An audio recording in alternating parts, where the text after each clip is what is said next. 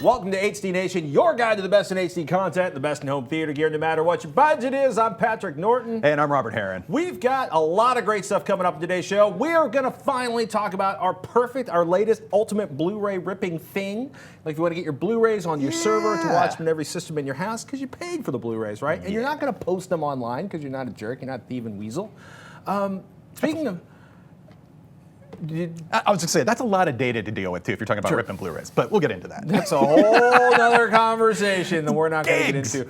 Don't steal. That's all I'm going to say. That said, it's not stealing, but boy, is Paramount pissing people off. Big Blu-ray release this week, dwarfing everything else, Star Trek Into Darkness. But you're getting a Star Trek Into Darkness Blu-ray that's different depending on where you buy it. Yes, the ugliness that is retail exclusives has hit a new extreme. TrekCore has a great write-up on this. They say there's no denying that the high-definition presentation of this film looks absolutely beautiful, but this is the most confusing, exploitative release ever to bear the Star Trek name. And there's a really nice write-up that GigaOM did.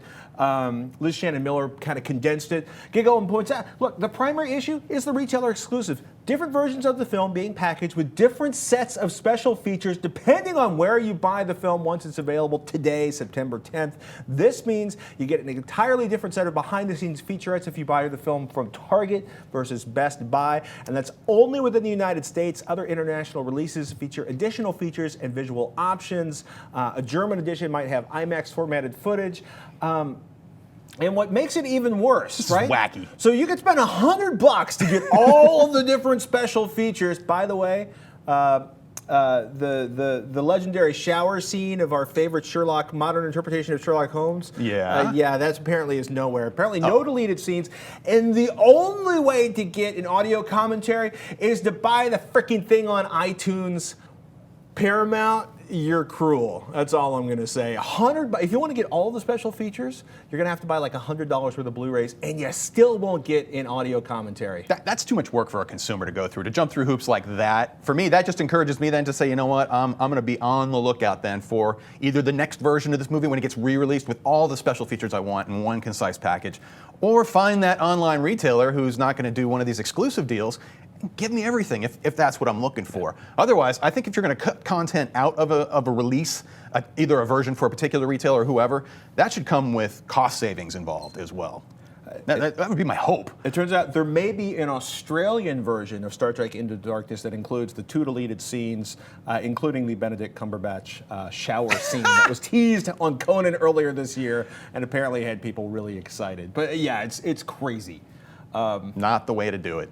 By the way, Breaking Bad, the ultimate Breaking Bad experience, Blu-ray collection, all the shows, November 26th, $225. You can pre-order now. And yes, kids, you get a barrel, which is not nearly as cool as the Cylon, but certainly much more appropriate to Breaking Bad.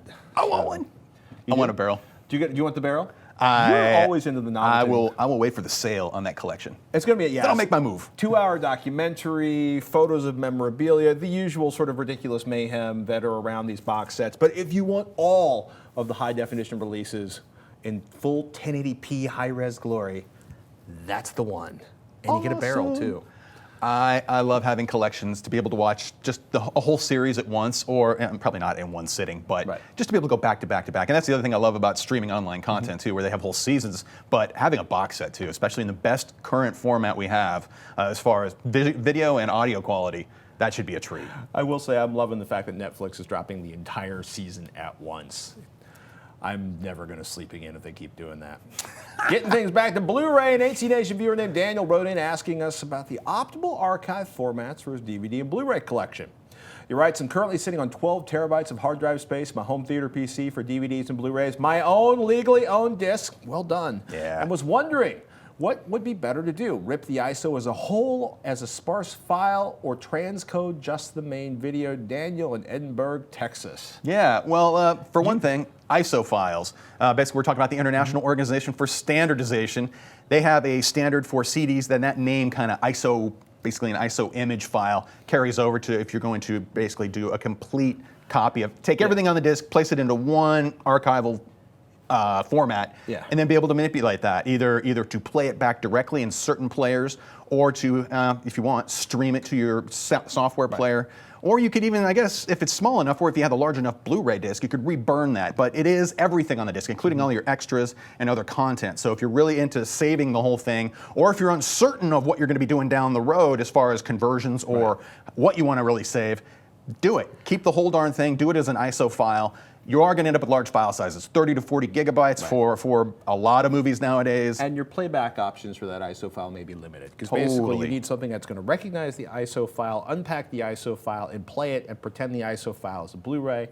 Totally. Yeah, it's a virtual drive, essentially. Yeah, and there are some great ones out there, but essentially that's how I do it at home. I actually load that up into a virtual drive program on my home theater PC and play it back right there. Now, you were talking about maybe just saving the movie or perhaps one of the audio tracks or something like that, and that's where MKV kind of comes into its own. Matroska is a great file format that seems to have taken over the world. It's supported on just about every new TV nowadays and most portable players, and the benefits really, it lets you keep what you want, and you maintain full quality or not. It's essentially a wrapper file that allows you to dump what you want into it. And you know, a lot of people really prefer it too, because you can also do things like have your subtitle information as well, in addition to other formats. Maybe you wanted one particular audio track, not the other, just the movie and not the extras.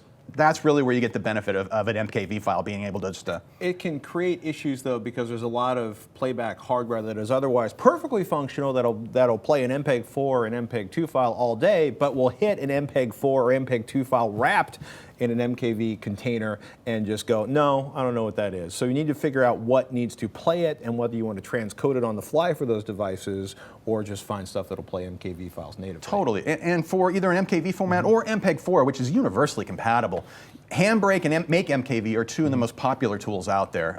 They're free to download and try, and to get your feet wet with it to see if it's something you would want to do in terms of transcoding large video files into smaller, compact sizes. But like I was saying, MPEG-4 really does give you good compatibility with file sizes that can be quite small. If you're going to really go for a small file size, though, say you're starting with the Blu-ray content, Blu-ray movie, and you want to make it small but still look good, you're going to have to also not only apply good compression, but it's best to reduce the resolution of the video itself. That will help maintain the quality of the video, even though it's going to be at a smaller size. Now, there's always going to be DRM issues when you're talking this. The latest and greatest one is called Cinevia, or Cinavia. I can never decide which way to pronounce that. Cine pain in my ass. Cine something, man. It is basically every new hardware and software Blu-ray player out there can detect this audio watermark that's applied to the protected content, and it interrupts the playback when it's dealing with a copied disc. I've had an ISO file pop up on a player going, oh, guess what? That's not the original disc. We're going to stop the audio and put up a message on the screen saying you need to fix something. There are workarounds that you can try, and they aren't that optimal. That's the short line of it. There are some fixes, but there's still nothing you can really do about it, especially when it comes to streaming to a device. Okay. So at this point, even any DVD will not strip that particular copy protection out? Actually, it will. Any DVD, if you have it running on a home theater PC, the latest versions of the software now actually incorporate a fix for this that will effectively just mask the copy protection and allow the disc to be played either on newer players that might have that Cinevia protection built in, detection built in, or if that might be just the one way to do it. That if you're looking to do it in a PC environment. As far as set-top players, though, from everything from the PS3 to any player basically made from 2012 on is going to have built-in support for this particular form of DRM as well. Right. And you just be aware of that. So if you're going to be trying to use that device as a streamer, or you're going to play a copied disc, it won't work with some Blu-ray discs that are protected with that particular form of DRM. It's not. I haven't seen it yet on a DVD, but it seems to be becoming increasingly popular for Blu-ray discs. So MPEG-4 for universal compatibility and simplicity, and just the movie with the audio track you want. MKV if you want to have multiple audio tracks or mix and match strange and wondrous things. And then the ISO file if you want to have the complete Blu-ray experience. Any DVD. It's not cheap, but if you don't want to deal with trying to figure out how to get around the copy protection on Blu-rays and DVDs, any DVD will sort that out, with minimal waiting. Occasionally something will come out, it'll take Slice off a few weeks to catch up and work around that, but they have consistently figured out a way to make every single thing work that the Blu-ray Consortium has thrown out there. So that's a big plus if you have enough money and don't want to spend a lot of time trying to figure out how to make your video accessible to create your own video. video Totally. files from. I actually use Sliceoff's virtual drive program, which is free and awesome.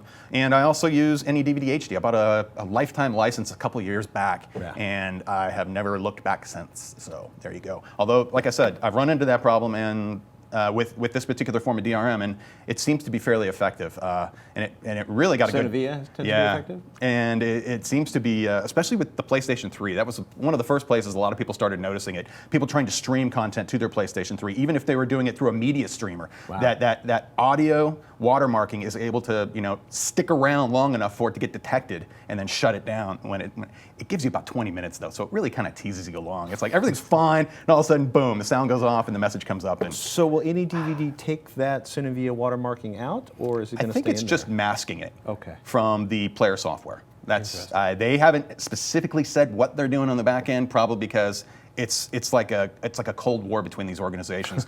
They figure out It's not a Cold War, it's a hot war. they figure out a fix. They Blu-ray figure out a Consortium patch. figures out another thing. They figure out how to break it, and back Totally. and forth and back and forth. And it's all because the people that make movies want to make it as hard as possible for you to play anything you want after you bought it and anything you want.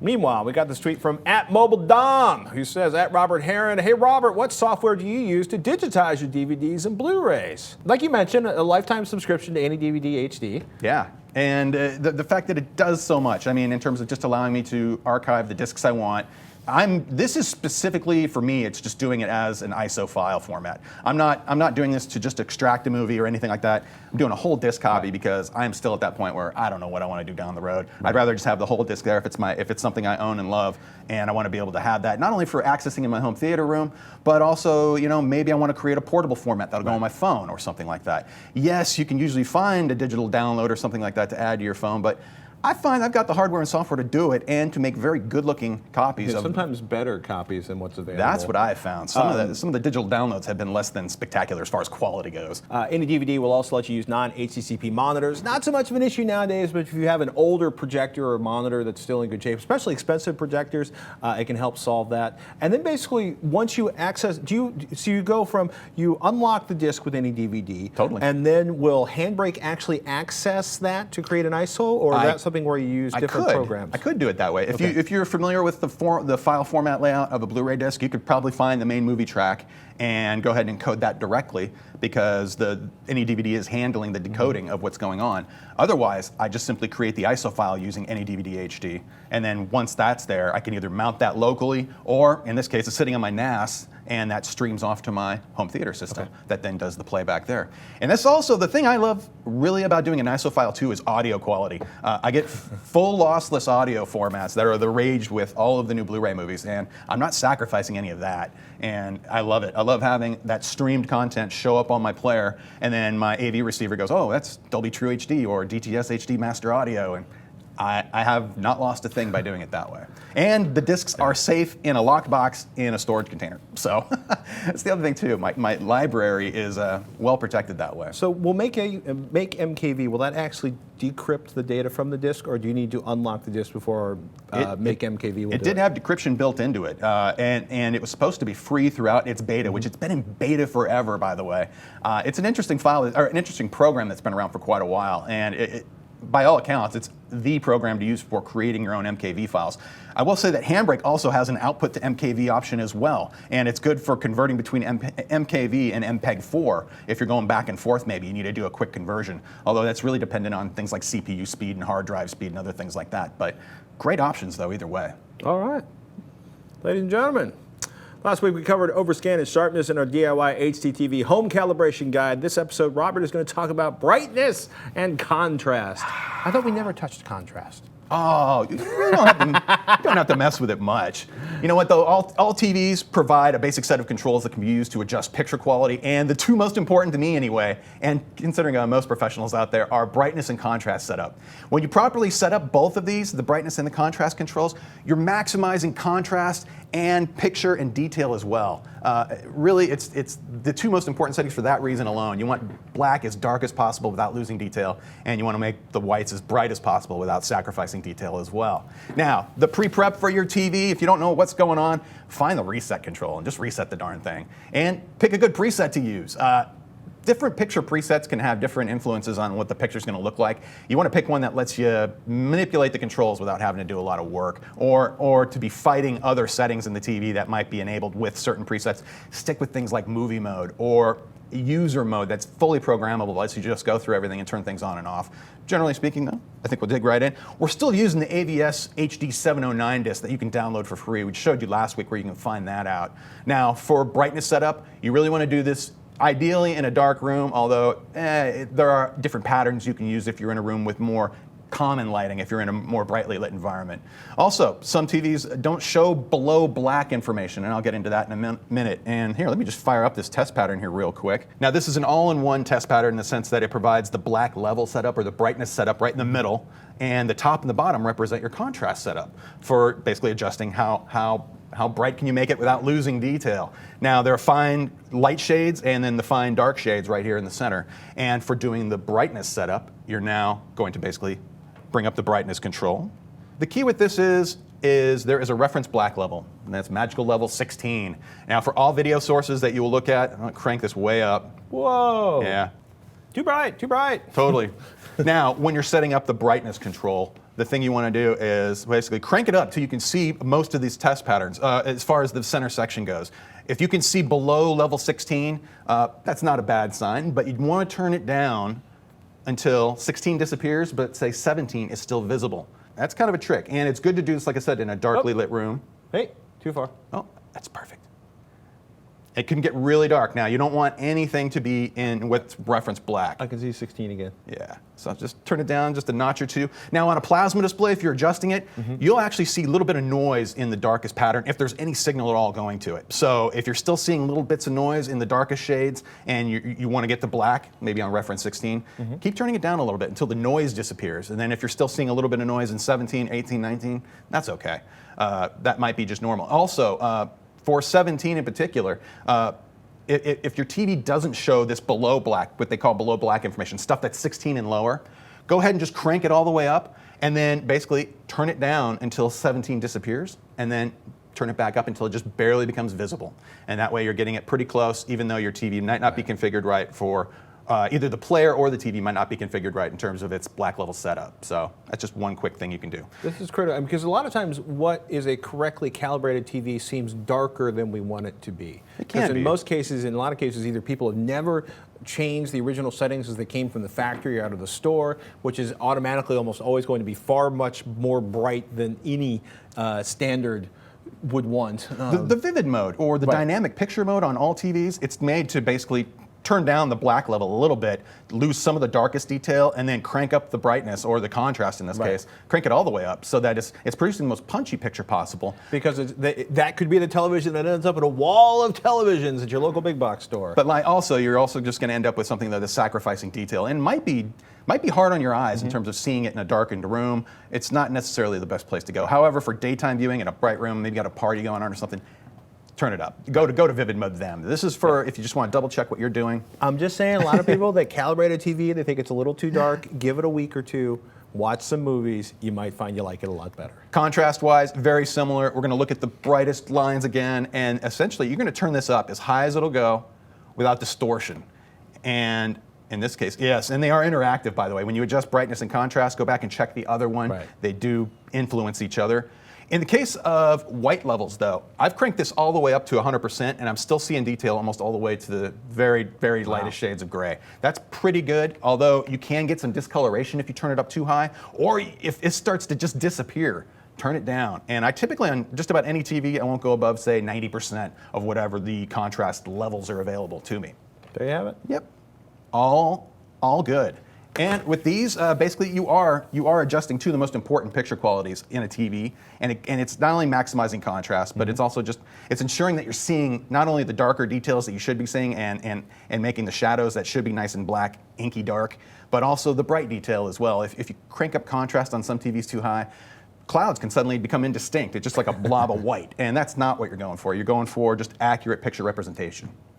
There you have that. it. Another news, Sony's announced the PlayStation Vita TV. It's like a Sony Vita, except actually usable, right? So check this out, right up on The Verge. It's essentially a set-top box. It's going to play Vita games, connect to PlayStation controllers, offer access to Sony's Music Unlimited music, Video Unlimited, Music Unlimited service, karaoke, and more. It's $100, which basically puts it right in the middle of the pack with the Apple TV, the Roku devices that are kind of the most popular ones available.